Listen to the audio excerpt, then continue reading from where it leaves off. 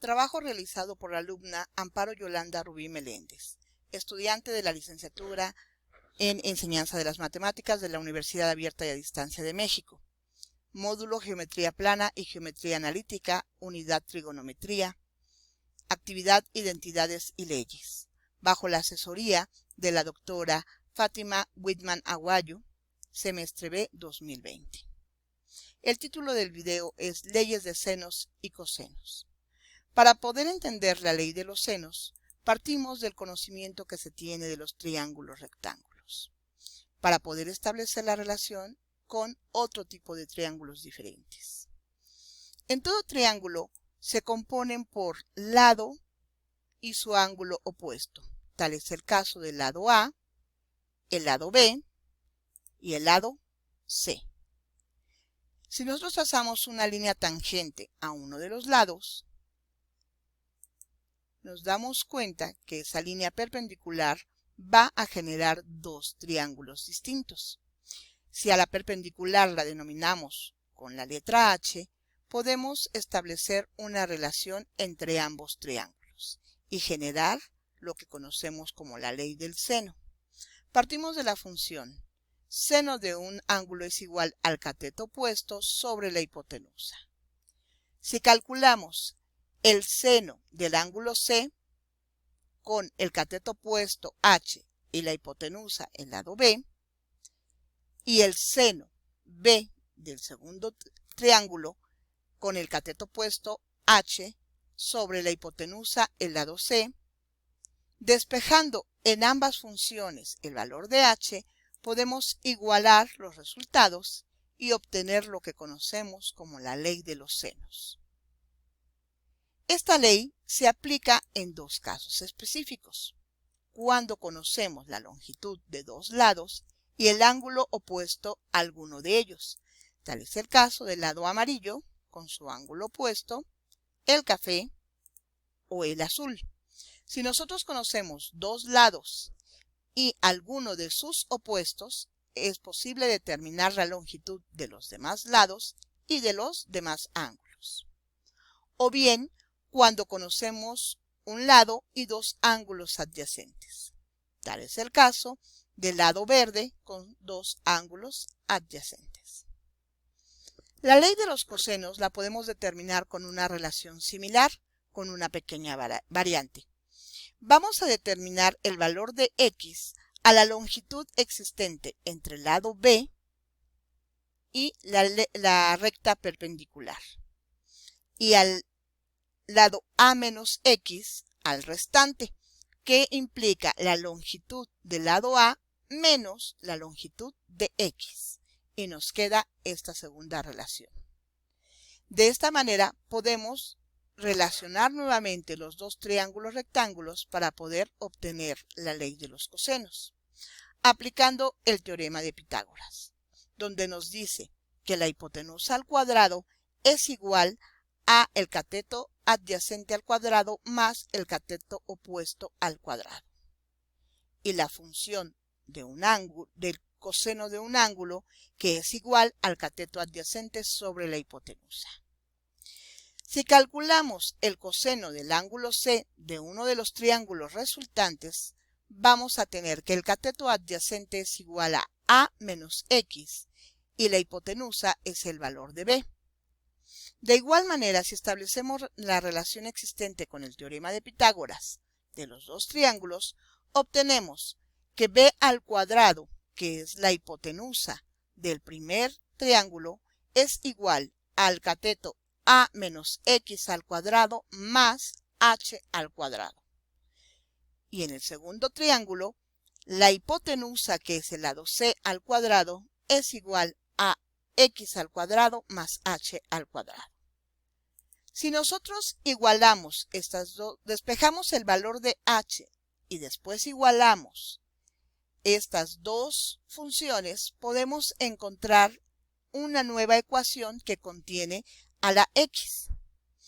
Para encontrar el valor de X, despejamos dentro de la función coseno a la X y sustituimos ese valor obtenido en la ecuación previamente calculada.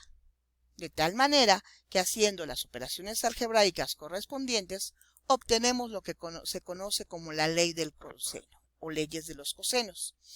Cabe destacar que la ley nos dice que el lado a al cuadrado es igual a b al cuadrado más c al cuadrado menos 2 veces b, c coseno de a.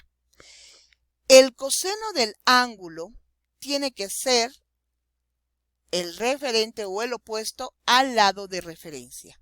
Tal es el caso del coseno de b, cuyo lado de referencia es el b al cuadrado, y el coseno de c, cuyo lado de referencia es la c al cuadrado.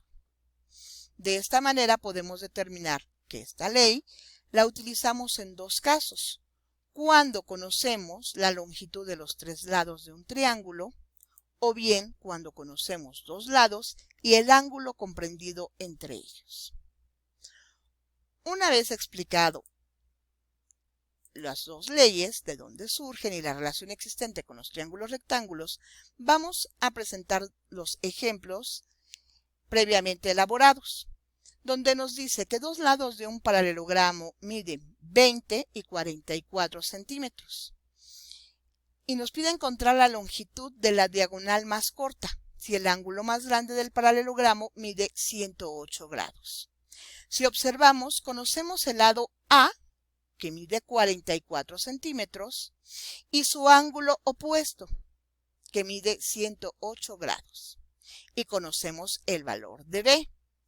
En este caso, no existe ningún dato que relacione directamente con la longitud del lado G, que es el que solicita encontrar. Por eso se establecen relaciones de los datos conocidos para poder determinar el que no conocemos. Aplicando la ley de los senos, vemos que el lado A sobre el seno del ángulo A es igual al lado B sobre el seno del ángulo B, que en este caso es desconocido. De tal manera que realizando las operaciones indicadas, encontramos que el seno del ángulo B es igual a 0.4323. Calculando el arcoseno o el inverso del seno de ese valor, nos da la medida del ángulo B. De tal manera que teniendo el conocimiento que la suma de los ángulos internos de un triángulo es igual a 180, le reducimos los dos valores conocidos y podemos encontrar el valor del ángulo C. De esta manera, ya podemos establecer la relación existente entre el lado A con el seno del ángulo A, que conocemos, y el seno del ángulo C, que ya lo pudimos determinar por medio de esta diferencia para poder encontrar la longitud de la diagonal G, que en este caso, realizando las operaciones indicadas, nos da una dimensión de 33.5 centímetros. Ese es un ejemplo donde se emplea la ley de los senos. Para utilizar la ley de cosenos, vemos el siguiente ejercicio, donde nos dan la longitud de los tres lados de un triángulo y piden calcular el ángulo alfa de dicho triángulo. En este caso planteamos o utilizamos la ley de los cosenos, donde establecemos que el valor de A es igual a 26 pies, el valor de B 10 pies y el valor de C 24 pies. Si queremos conocer el coseno de alfa, entonces el valor de referencia es el valor del lado A, de tal manera que sustituyendo y realizando las operaciones nos encontramos que coseno de alfa es igual a 0, de tal manera que el arco coseno de alfa es igual a 90 grados y de esta manera calculamos la medida del ángulo alfa.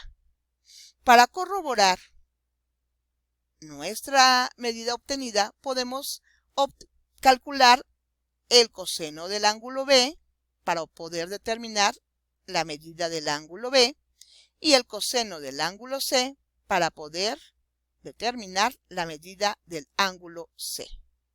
Si realizamos la suma de los tres ángulos, cumple la condición de ser 180, grados